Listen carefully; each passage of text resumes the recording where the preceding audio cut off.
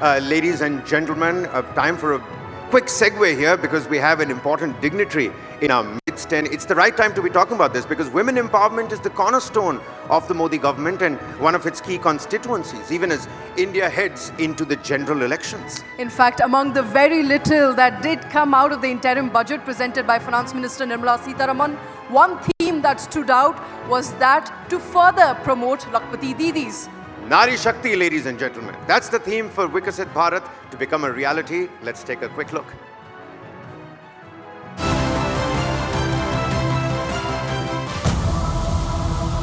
For India to become a developed nation, gender inequality must end. The narrative must change from women empowerment as a slogan of equality to women achievement as a symbol of progress. For a nation in the race to the top, women need to get in the driver's seat. As an epitome of women in leadership, her role in inspiring women across generations has been pivotal. As Union Minister for Women and Child Development and Minority Affairs, she continues to push the boundaries to make Indian women boundless. Nari Shakti, driving mission Viksit Bharat with Union Minister Smriti Irani. And let's come together to celebrate and amplify the force of Nari Shakti. Please welcome on stage Minister for Women, Child Development and Minority Affairs, Smriti Irani. Women are indeed reaching commanding heights, ladies and gentlemen, just like the Border Roads Organization's all-woman squad at India's highest post, higher than the Everest Base Camp. The BRTF 755 is situated at Hanle at an altitude of 15,000 feet. This 5-officer unit, led by Combat Engineer Colonel Ponung Doming, is the world's first all-women team to be deployed at an extremely high altitude.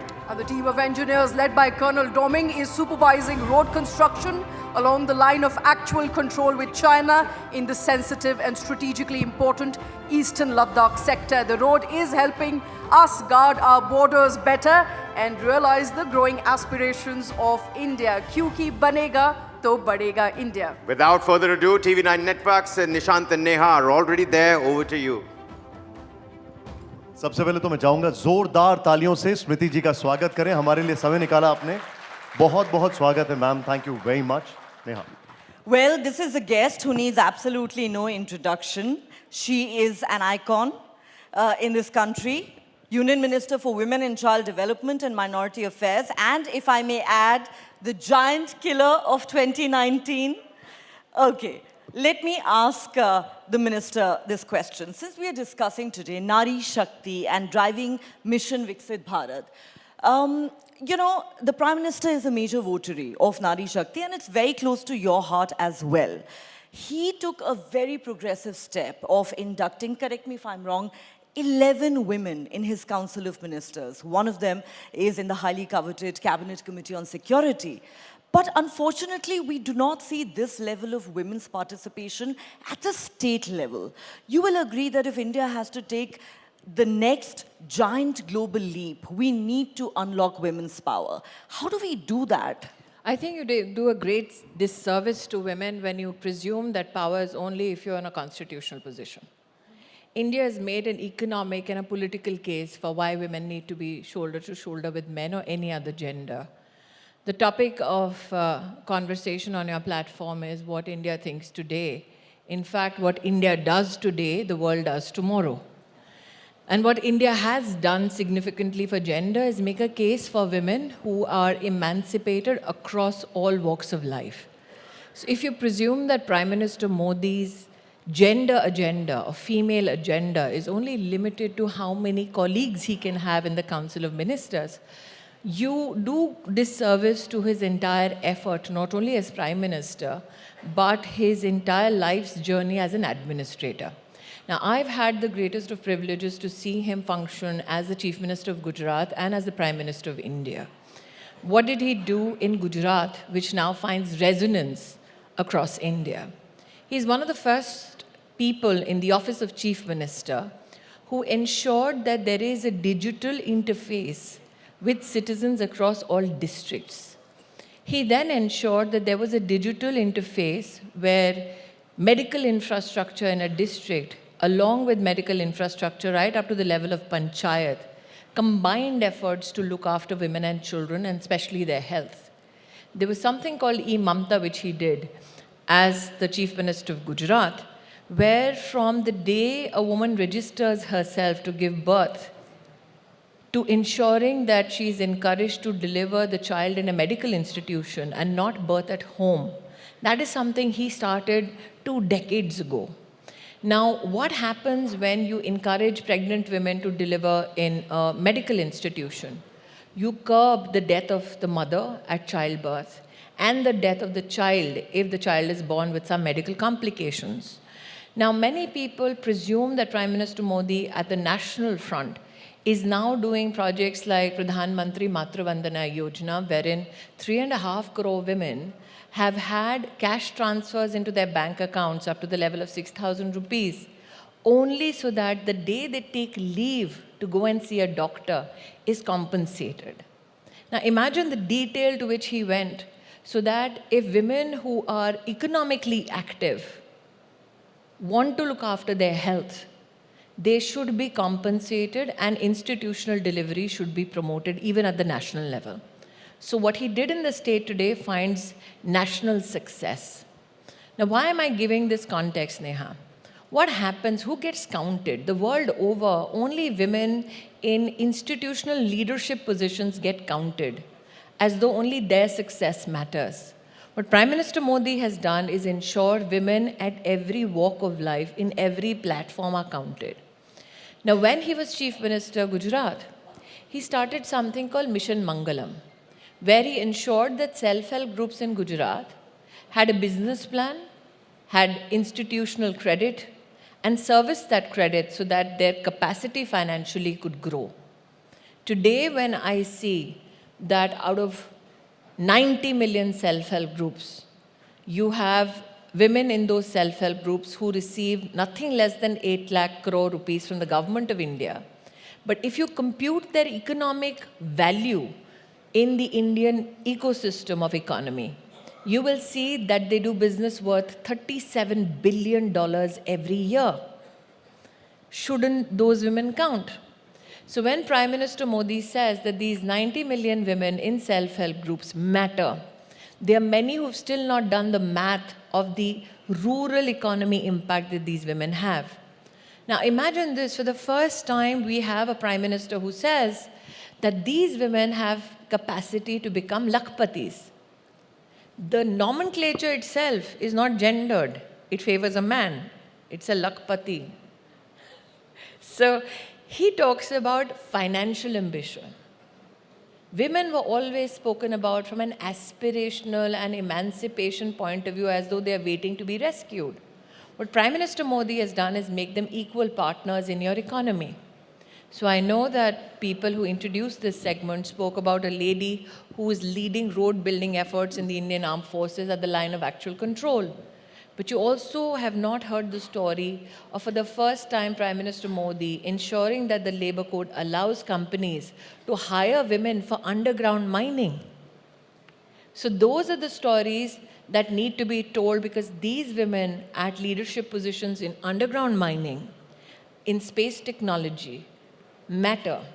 So yes, what the women in the Council of Ministers is just a political reflection, but the reality of what Prime Minister Modi has managed to do at the grassroots is enormous, and that's why I'm hopeful that what Prime Minister Modi in India has done today, the world should do tomorrow. And I say this because we have created that platform even during India's presidency at the G20. I'm sorry I'm taking so long, but I wanted to give context. आप जो बता रही हैं इस बात से हम पूरी तरह सहमत हैं। कल ही प्रधानमंत्री जी ने मन की बात में वो बताया था किस तरीके से गांव के ग्रासरूट लेवल पर महिलाओं को ड्रोन उड़ाना सिखाया गया, और वो ड्रोन दीदी का जो कॉन्सेप्ट है वो अपने आप में एक शायद दुनिया आगे जाके करेगी, जिसका जिक्र आप कर रही हैं। मैम, आप पिछले महीने मदीना होकर आई और आपकी सरकार में एक सबसे अनप्रेसिडेंटेड चीज़ें ये हुई कि महिलाएं अकेले जाने लग गईं और उनकी संख्या भी 4000 के ऊपर। अब जो देखने वाली बात है, जब आप ऐसी जगह जाती हैं जहां पर अभी भी बहुत पाबंदियां हैं, वहां पर भारत का ये जो रिसर्जेंस है इसको कैसे देखा जाता है? देखिए, मेरा मदीना में या फिर हज की तैयारियां कैसे हों इसके संदर्भ में उस देश में जाना, प्रधानमंत्री मोदी की स्वीकार्यता जो इस्लामिक नेशंस में है उसका सबसे बड़ा एक मुझे लगता है प्रतिबिंब है। ये सत्य है कि महिला बिना महरम के अब जा सकती हैं हज के लिए। वो इसलिए भी क्योंकि धर्म में ये अनुमति थी, धर्म में ये पाबंदी नहीं थी। और प्रधानमंत्री मोदी जी ने जब इस निर्णय को करा तब उन्हें ये ज्ञात था कि जब धर्म पाबंदी नहीं देता तो प्रशासन क्यों पाबंदी और रोड़ा बने। उन्होंने व्यवस्थाएं कुछ ऐसी की। ये 4000 महिलाओं का जाना अपने आप में अद्भुत क्यों है? क्योंकि व्यवस्थाएं बन जाती हैं, लेकिन व्यवस्थाओं का इस्तेमाल जब तक विश्वास ना हो तब तक नहीं किया जाता। तो ये 4300 महिलाएं थी जो अकेले हज के लिए गईं। उनका वहाँ जाना इस विश्वास को भी दर्शाता है कि आज हिंदुस्तानी चाहे विश्व के किसी भी कोने में क्यों ना हो, वो जानता है कि अगर मुसीबत सरहद पार भी आई तो मोदी है तो मुमकिन है तुम घर लौटोगे ही लौटोगे। Very powerful indeed, and there is no doubt, ma'am, that the government has taken very many progressive measures with regard to women, whether it is 6 months maternity leave or even passing of the women's reservation bill that happened recently. But may I ask you a personal question? Because at the start I said you are an icon, a role model for many around this country. Your personal journey has been marked by multiple milestones and firsts. You made a very successful transition from entertainment to politics. I think it would be safe to assume that there would have been many challenges along the way. Since we are talking about Nari Shakti, and frankly, you are an embodiment of that, I want to ask you, how did you manage to smash the proverbial glass ceiling and storm those male bastions? So firstly, the very idea of a glass ceiling is an American one. It is not a global south concept at all. And I say this vehemently for 2-3 issues. When the US had this whole feminist movement and spoke about the glass ceiling that needs to be broken, if you look at it anthropologically and from a perspective of social science, India had already had milestones with regards to women and their status in society. Point in case, if you're somebody who's a fiend for research, pick up the Arthashastra. Now, in India, we passed the Prevention of Sexual Harassment at Workplace Bill in the year 2013. But the Arthashastra that was written thousands of years ago, in fact, has a documented evidence of what the administrator or the rulers should do if a woman at work is harassed, and especially by a public official. The challenge is that you never highlighted these aspects because these aspects never found political value. And that is when Prime Minister Modi speaks about Vikas and Virasat, that these issues become central. You have in your channel somebody who's very erudite and again, somebody who can give you a historical context of what Bharat is. Mr. Hemant Sharma is there sitting right on the front seat. He can explain to you, Chandragupta Maurya, his army had women fighting. You are the only nation that can historically evidence that in your fight for independence, you had a female ruler called Lakshmi Bai who went to war on a horse, tied her child to her back and raised arms against the British. Can you find any woman in battle with her baby tied to her back in any other war of independence anywhere in the world? You won't find it. So when Prime Minister Modi says Virasat bhi, Vikas bhi, that is the one aspect I'd like to highlight. The second thing is that we do a great disservice to women when we keep them confined only to issues of women. We never ask men, what are you doing for men? And you're the embodiment of everything a man should be. We try and put the woman on that pedestal and say, oh, you are great and you are the inspiration. Why do we never have conversations about men being inspirations for other men as though we are supposed to carry the burden only of our gender? So the only way that you can complement women and their capacities is to ensure that you go beyond the pedestal talk and engage them on issues of why, I still remember budget day and every woman would be asked, "Aapka kitchen kaise impact hua hai?" As though the budget for defense doesn't matter for her. As though the infrastructural output of the government and outcomes does not matter to her.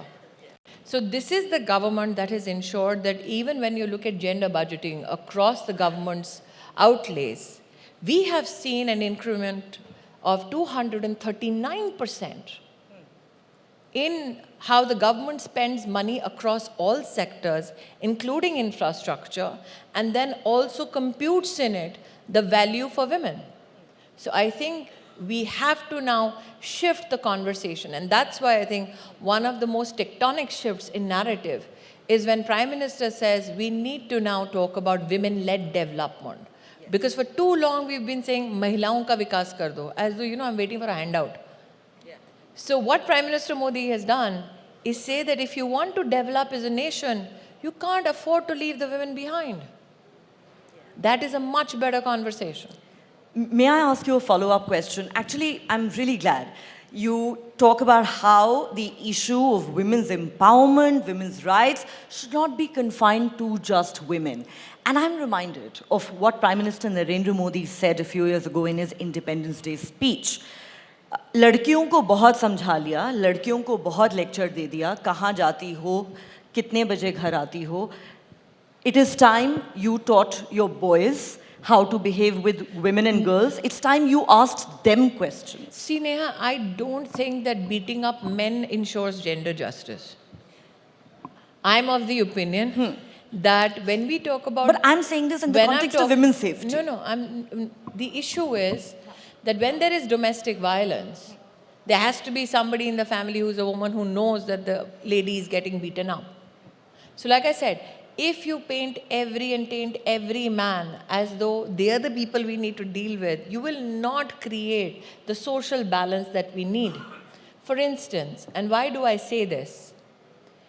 Today, try and pass a legislation for reproductive rights of women in Europe and in the United States of America. You will get a pushback from polity and from people other than polity who presumably fill the intellectual space.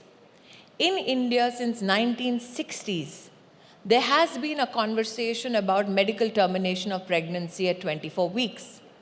There have been those cases that the media has highlighted in the Supreme Court of India, where women have had to go to court saying, if I give birth to this baby, either the baby dies or I die.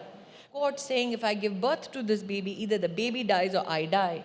But there was no legislation. What Prime Minister Modi did was bring a legislation for medical termination of pregnancy at 24 weeks, passed it in both houses of parliament, and not a single Indian man spoke up against it. So the idea is, we've had a female Prime Minister before, but it is Prime Minister Modi who created the first ever menstrual hygiene protocol for administration to follow. And that is why I say that when you talk about the issues of women, don't discount the men. They are not the enemy. Ma'am, ये सवाल यहाँ पर जितने भी लोग बैठे हैं उन सबके मन में होगा. स्मृति ईरानी जी की नारी शक्ति क्या है? आप घर भी मैनेज करती हैं, पार्टी का काम भी करती हैं, सरकार का भी काम कैसे मैनेज करते हैं? मैं वाकई में मैनेज नहीं करता हूँ. I really don't manage. It's my mom who does it. The men never get asked this question, right? Precisely. I'm asking you, how do you, the multifaceted Smriti Irani. Rajneesh was on the panel before me. Were you asked, how do you manage your home? No, I'm saying, how do you manage so many things? No. So, was he asked, how does he manage his home? Sorry, Nishan, but I'm with her on this one. Never mind. No, even Rajneesh is with me on this one. Because he was asked questions purely on fintech. I wonder when will you ask me those questions? Okay, I'm going to ask you. So the issue is that, now, Nishan, why did I pick on this? And why did I say men are not the enemy? It is the psychology which is a challenge. The presumption for too long has been that men who are not educated, men who do not know better, men who do not have exposure to literature or to news or to intelligentsia will have an inherent bias against women.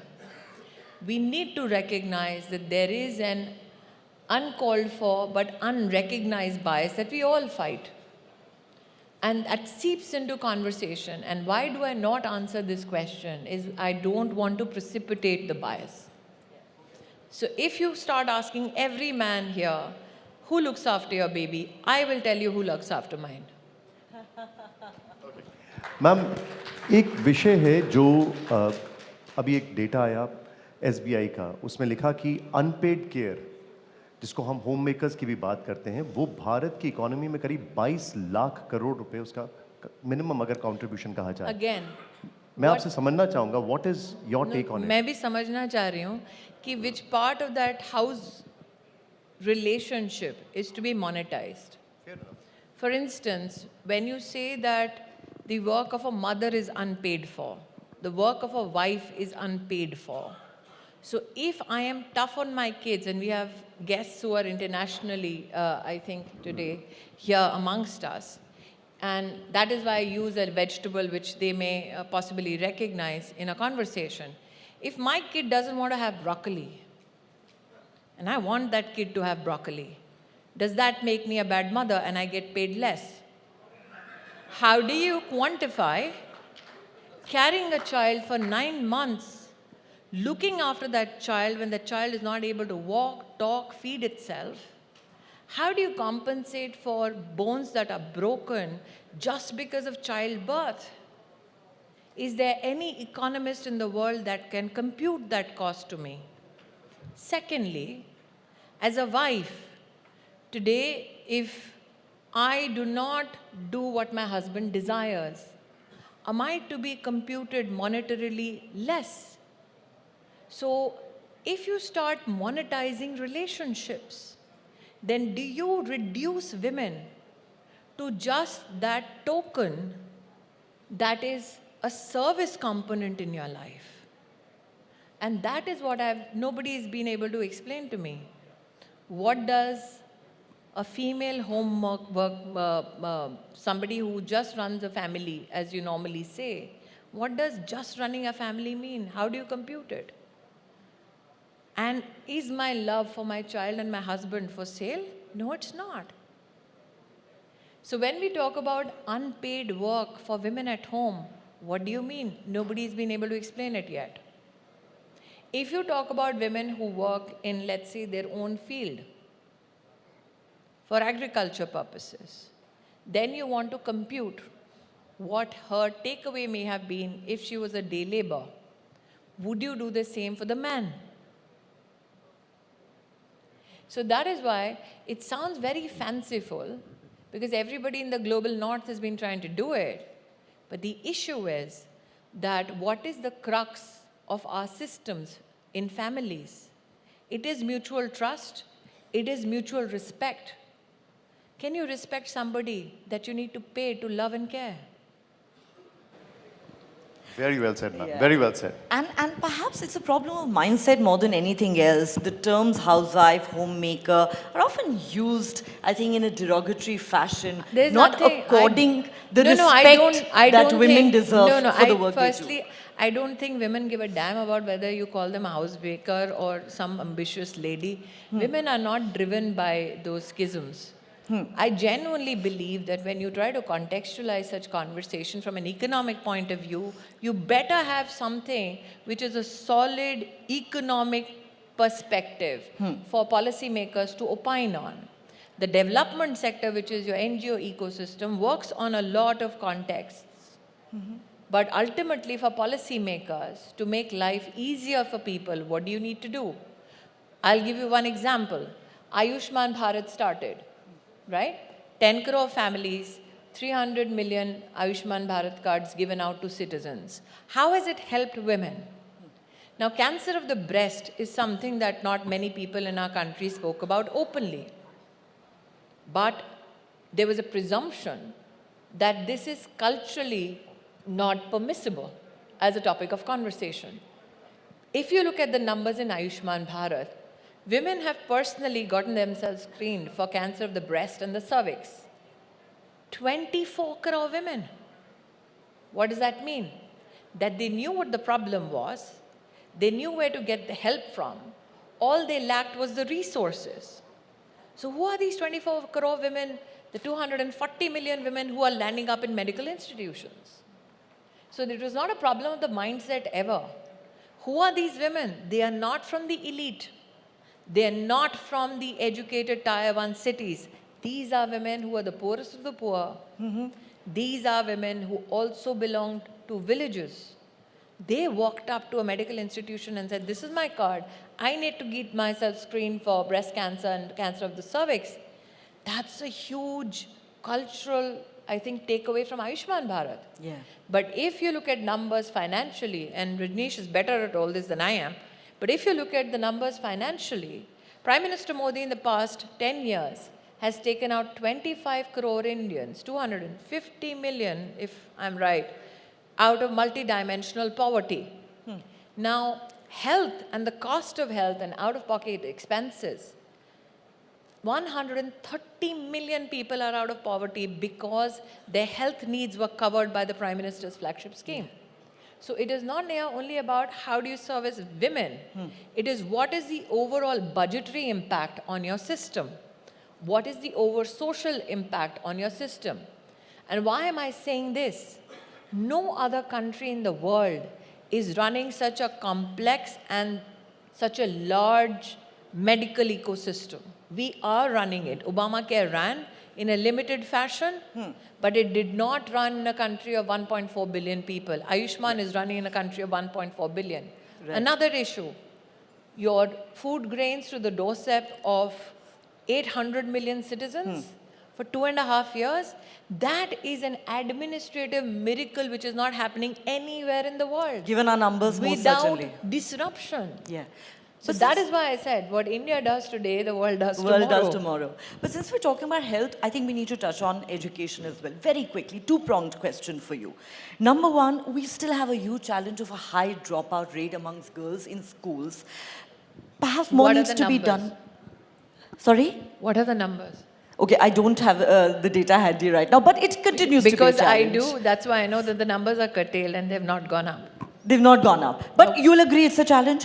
What more do we need to address it? None of these challenges are topical to India. Two, the numbers of dropouts has decreased. In fact, when Prime Minister Modi took over in 2014, we recognized, and I had the privilege of being Minister of Education then, we created the first ever national education policy by going to 2 lakh village education councils, by going to every district, every university, every school parent-teacher organization, by leveraging MyGov, by talking to not only state governments, but every other education minister who has ever served in the history of India, who was alive and who wanted to contribute.